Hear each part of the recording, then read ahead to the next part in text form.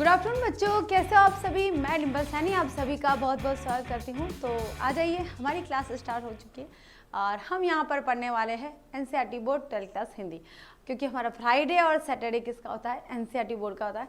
और NCERT board काफ़ी जगह को कवर करती है। जैसे आप राजस्थान बोर्ड ले सकते हैं, एमपी बोर्ड है, झारखंड बोर्ड है, उत्तराखंड बोर्ड है, और यूपी में भी नॉन एनसीईआरटी चलता है, वहाँ पर अदर बोर्ड है, लेकिन कहीं कहीं पर एनसीईआरटी भी चलता है। ऐसे ही बिहार में भी नॉन एनसीईआरटी चलता है, वहाँ अलग है, और जहाँ एनसीईआरटी चलता है वहाँ पर ये वाली बुक चलती है। इसके साथ एक और बुक चलती है, जैसे सीबीएसई में जो एनसीईआरटी चलता है वहाँ पर स्पर्श चलती है बच्चों, मोस्टली स्पर्श चलती है और कहीं कहीं पर आरोह भाग चलती है।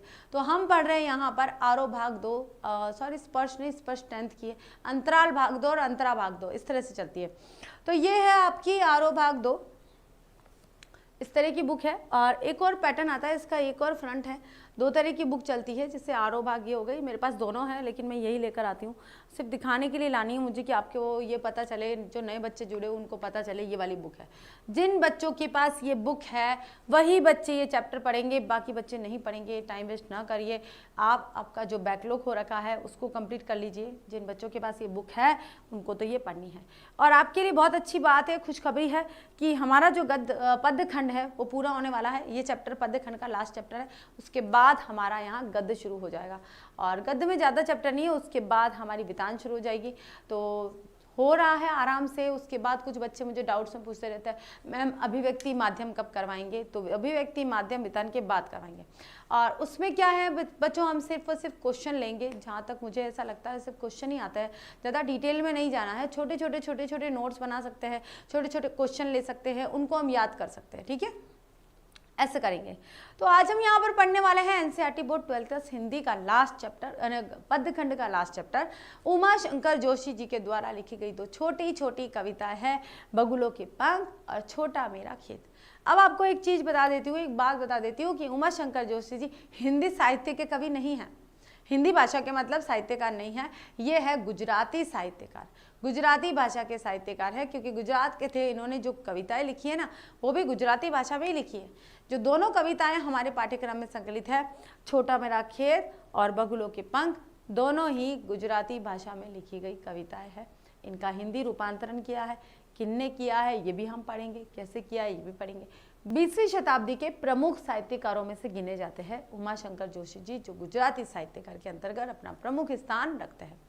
तो उन्हीं उमा शंकर जोशी जी का आज हम जीवन परिचय पढ़ेंगे लेक्चर नंबर 1 के रूप में। चलिए तो स्टार्ट करते हैं हम, अब बिना देर करें। तो यहाँ पढ़ने वाले हम उमा शंकर जोशी जी का जीवन परिचय। मैंने आपको पहले ही बता दिया, गुजराती साहित्यकार है और हिंदी में इनकी कविताओं का रूपांतरण किया गया है, ठीक है। तो हम पढ़ेंगे 20वीं शताब्दी के प्रमुख गुजराती साहित्यकार या हिंदी में प्रवेश करने वाले साहित्यकार उमा शंकर जोशी जी को शत प्रणाम। हम नहीं देख सकते इन लोगों को, लेकिन यहाँ पर जब तस्वीर आ जाती है ना तो ऐसा लगता है कि कहीं जान पहचान है हमारी।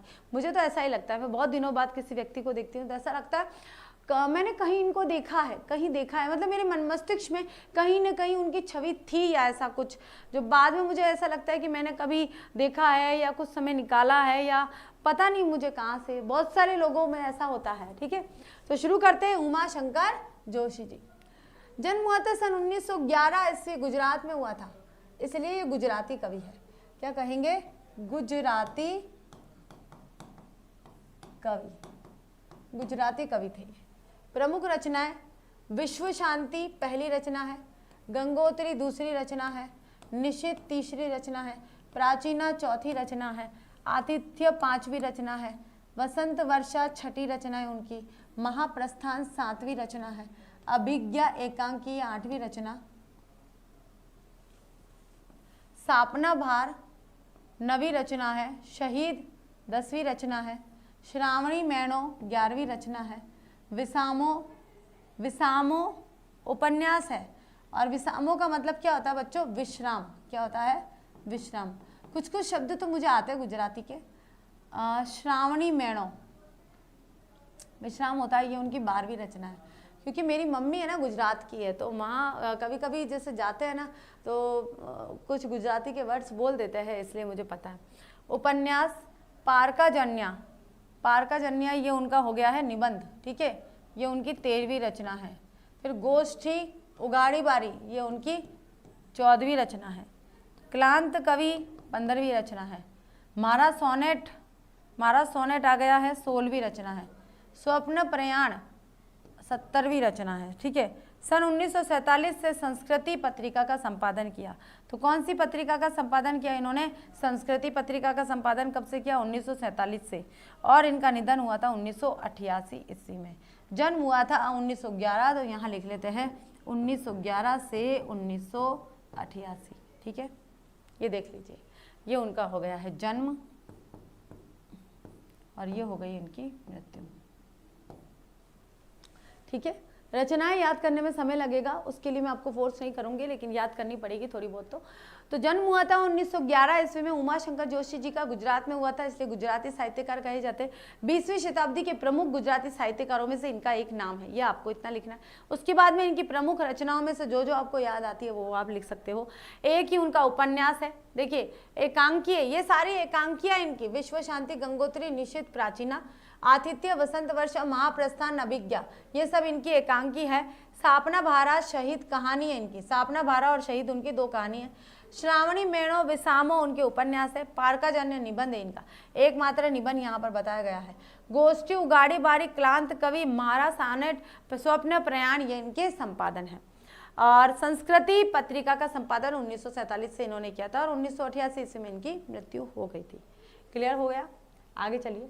20वीं सदी की गुजराती कविता और साहित्य को नई भंगिमा, नया स्वर देने वाले उमा शंकर जोशी का साहित्यिक अवदान पूरे भारतीय साहित्य के लिए भी महत्वपूर्ण है। अवदान का मतलब आप पूछोगे तो अवदान का मतलब होता है योगदान।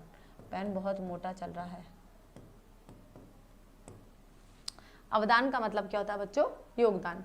कि 20वीं सदी की गुजराती कविता के साहित्यकार को नई भंगिमा और नया स्वर देने वाले उमा शंकर जोशी। गुजराती कविता में ऐसा स्वर कहाँ से था, ऐसी भंगिमा कहाँ थी, ऐसा शीर्षक कहाँ से लिया जाता था? तो ऐसे ही नई भंगिमा और नया स्वर देने वाले उमा शंकर जोशी जी का साहित्यिक अवदान पूरे भारतीय साहित्य के लिए यानी हिंदी साहित्य के लिए भी महत्वपूर्ण माना जाता है।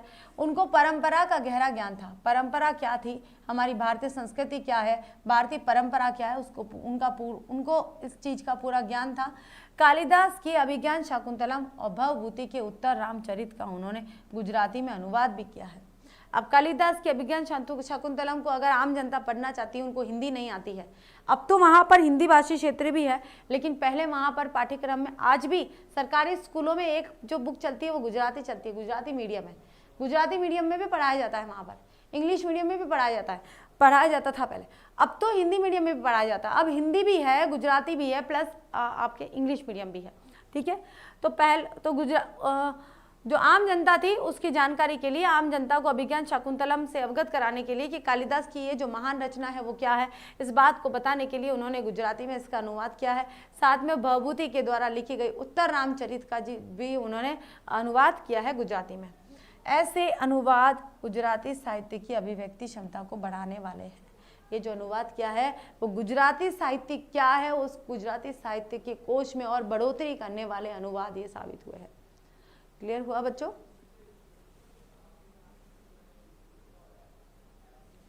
बतौर कवि उमा शंकर जी ने गुजराती कविता को प्रकृति से जोड़ा।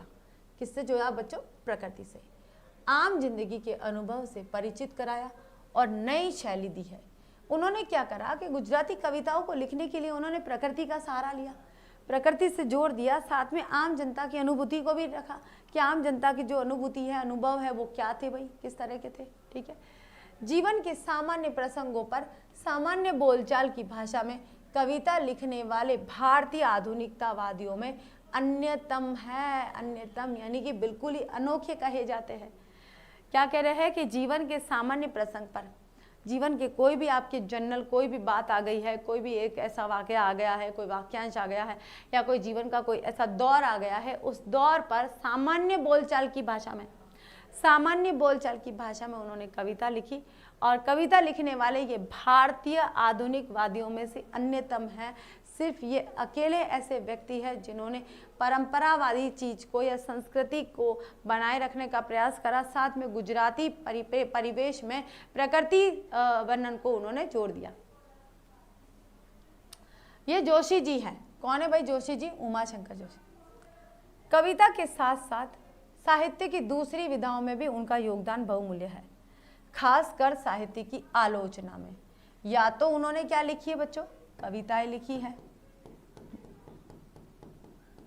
और या फिर आलोचनाएं लिखी है।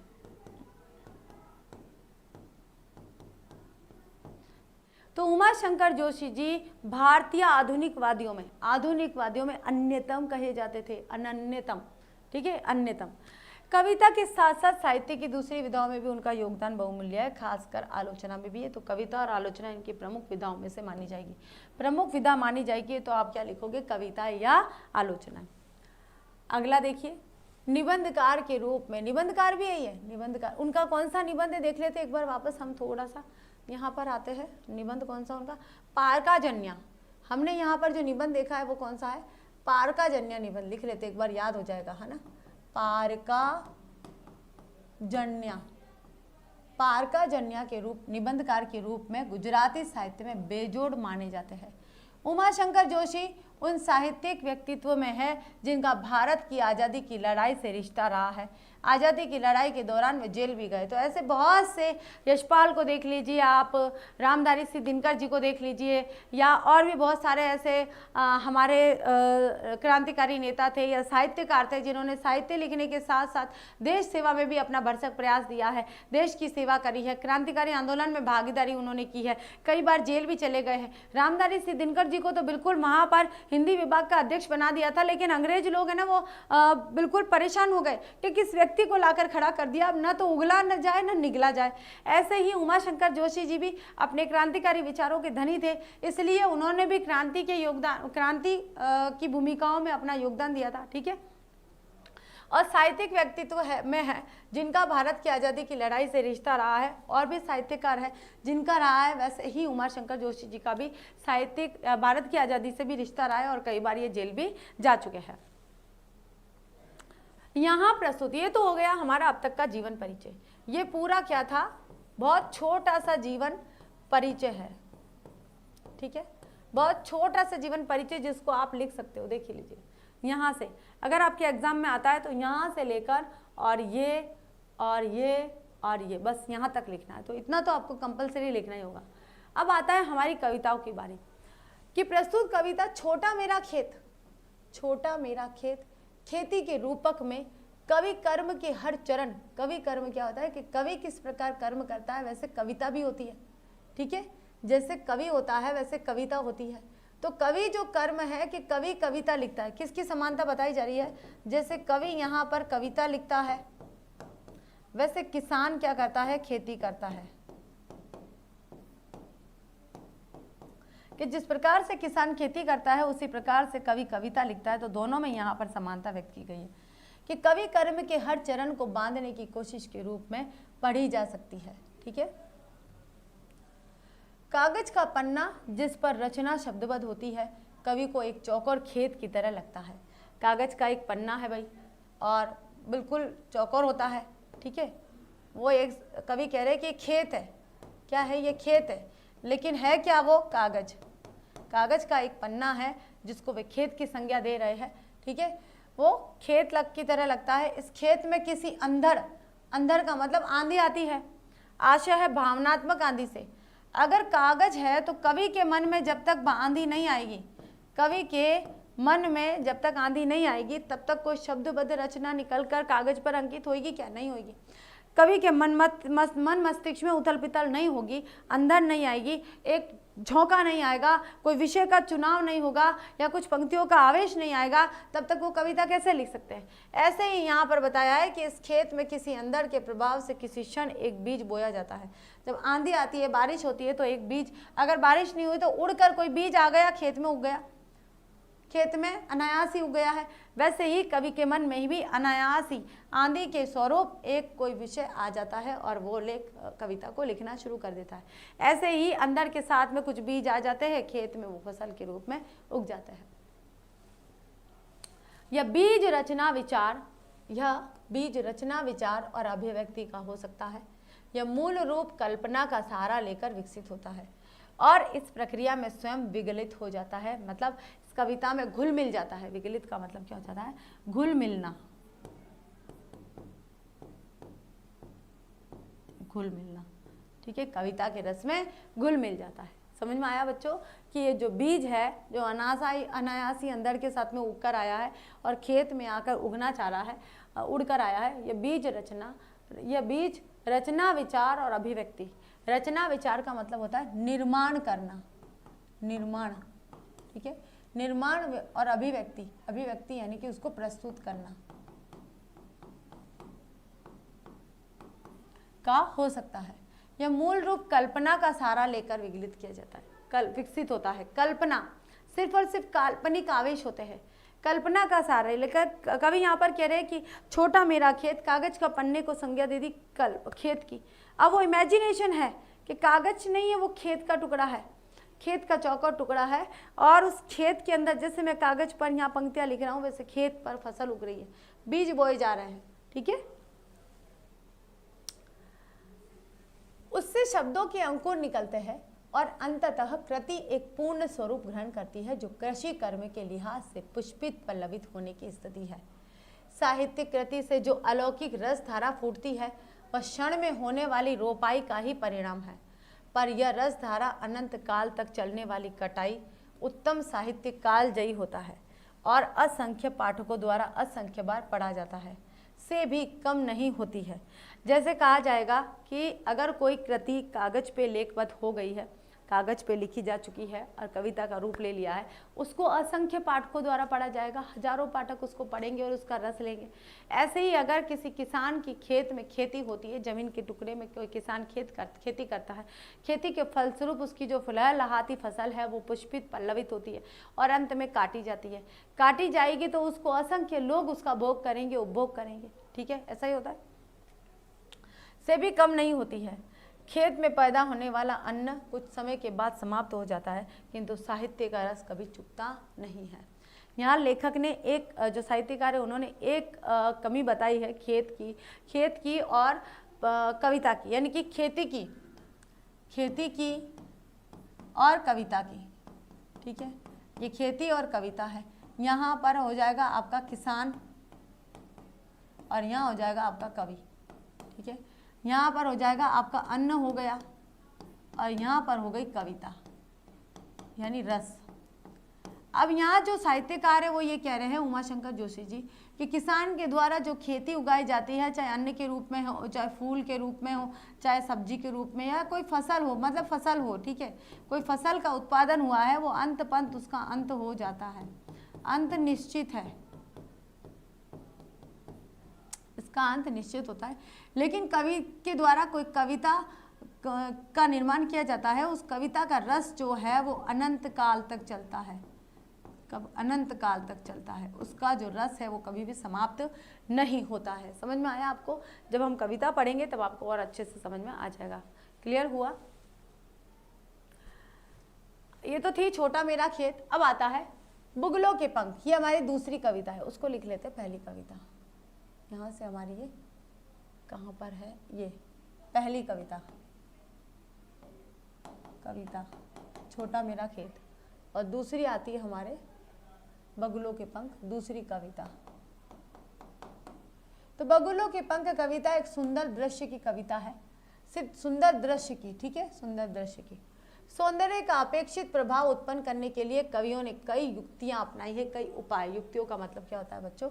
उपाय। कई उपाय ऐसे सुझाए हैं जिससे प्रकृति की सुंदरता का वर्णन किया जा सके, जिसमें से सबसे प्रचलित युक्ति है सौंदर्य के ब्यौरों के चित्रात्मक वर्णन। बिल्कुल ऐसा वर्णन के हूबहू वो चित्र हमारे सामने प्रस्तुत हो जाए, वर्णन के साथ अपने मन पर पड़ने वाले उसके प्रभाव का वर्णन। कि वर्णन तो किया है कवि ने, लेकिन उस कवि के वर्णन किए गए वर्णन का हमारे मन मस्तिष्क में क्या प्रभाव पड़ा, ये भी बहुत इंपॉर्टेंट है, ठीक है। यानी कि कवि किसी कविता का या किसी सुंदर चित्र का या प्रकृति चित्रण का वर्णन तो कर रहा है, लेकिन हमारे मन मस्तिष्क में उसका कोई प्रभाव नहीं पड़ा है, तो वो कविता सार्थक नहीं होती है, क्योंकि वो अर्थहीन है, अर्थ प्रकट नहीं कर रही है, यानी कि अर्थहीन है। वस्तुगत और आत्मगत के संयोग की यह उक्ति पाठक को उस मूल सौंदर्य के काफी निकट ले जाती है। जोशी जी इस कविता में ऐसा ही है, जोशी जी की इस कविता में ऐसा ही है। बगुलों के पंख में कवि काले बादलों से भरे आकाश में पंक्ति बनाकर उड़ते सफेद बगुलों को देखता है। वे कजरारे बादलों के ऊपर तैरती सांझ की श्वेत काया के समान प्रतीत होते हैं। काले काले बादल है, बहुत काले काले बादल है और उनके अंदर सफ़ेद बगुलों की पंक्तियां हैं। ये सफ़ेद बगुलों की पंक्तियां हैं, ये पंक्तियां हैं, ठीक है। वे श्वेत काया से, सफ़ेद काया से प्रतीत होते हैं। यह दृश्य इतना नयनाभिराम है। नयनाभिराम का मतलब क्या होता है बच्चों, जानते हो आप? नयनाभिराम, अभिराम यानी कि सुंदर, नेत्रों को, एक मिनट, को तो लिखा ही नहीं,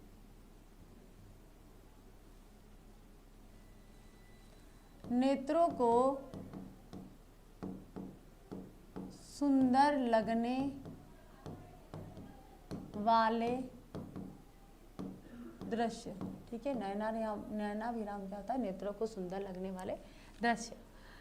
इतने, यह दृश्य इतना नयनाभिराम है, यह दृश्य इतना आंखों को सुंदर लगने वाला है कि कवि और सब कुछ भूल कर उसी में अटका सा रह जाता है। कवि को वो इतने अच्छे लगते हैं कि कवि सारी दुनिया को भूल जाते हैं और उसी में बस अटक जाते हैं कि भाई ये दृश्य कैसा, ये दृश्य कैसा, उसकी सुंदरता में मंत्रमुग्ध हो जाते हैं।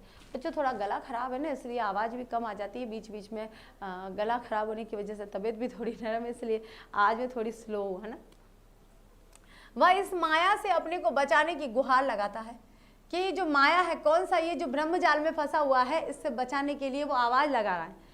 क्या यह सौंदर्य से बांधने और बींधने की चरम स्थिति को व्यक्त करने का एक तरीका है? प्रस्तुत दोनों कविताओं का गुजराती से हिंदी रूपांतरण रघुवीर चौधरी और भोला भाई पटेल ने किया है। तो यहाँ बात करेंगे हम पहली कविता। पहली कविता का हिंदी रूपांतरण है। पहली कविता कौन सी है भाई? छोटा मेरा खेत। छोटा मेरा खेत, इसका हिंदी रूपांतरण करा है रघुवीर चौधरी ने। रघुवीर चौधरी ने, है ना।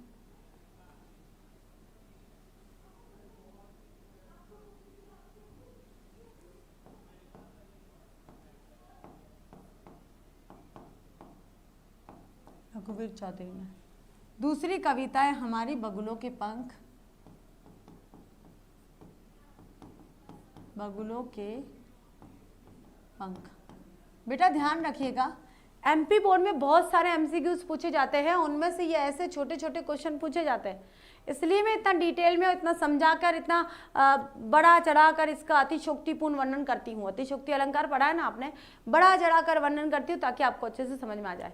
तो ध्यान रखिएगा। तो बगुलों के पंख जो कविता है उसका हिंदी रूपांतरण किया है भोला भाई पटेल ने। भोला भाई पटेल ने, ठीक है।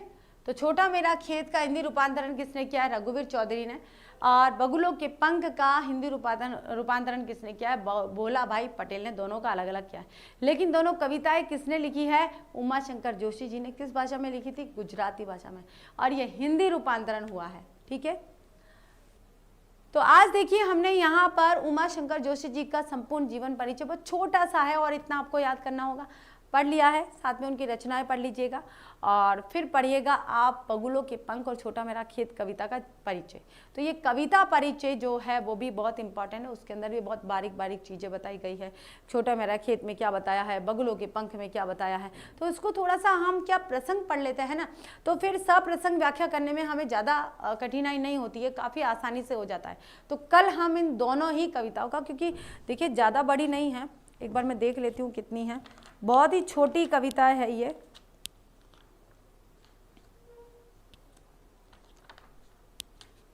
छोटी छोटी ही कविता है ये। छोटा मेरा खेत भी एक पैराग्राफ है, 2 पैराग्राफ का छोटा मेरा खेत है, और बगुलों के पंख बिल्कुल ही 1 पैराग्राफ का है। तो मतलब 1 लेक्चर से भी कम होने वाला है, लेकिन हम इसको समझाएंगे अच्छे से। 1 लेक्चर में कल ये कंप्लीट हो जाएगा। फिर अगली बार हम इसके क्वेश्चन आंसर कर लेंगे और हम गद्य खंड शुरू कर लेंगे। तो मात्र 3 पैराग्राफ है, 3 पदों में ये पूरा दोनों कविताएं पूरी हो जाएगी। छोटी सी है, लेकिन इनका जो सार है ना बच्चों, व्याख्या, वो काफ़ी बड़ी है, क्योंकि समझाया गया है, एक्सप्लेनेशन है इसका थोड़ा सा बड़ा है।